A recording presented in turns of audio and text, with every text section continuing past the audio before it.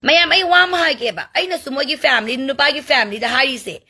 Rose ka amati nupi nu Romario ba adu ani du ka kai do ba masa ya na ga to ba nga ta ne ba masa ya na ga to ra ga nupi da blame to ba ya roi amati nupa da blame to bu su ya roi ba ay onya di to bu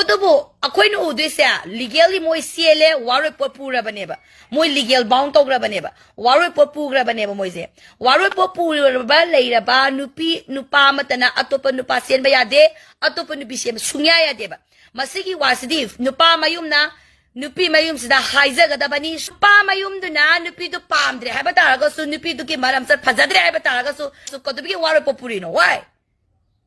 Kadugi mangon kari no kadugi waru popuri bano ba why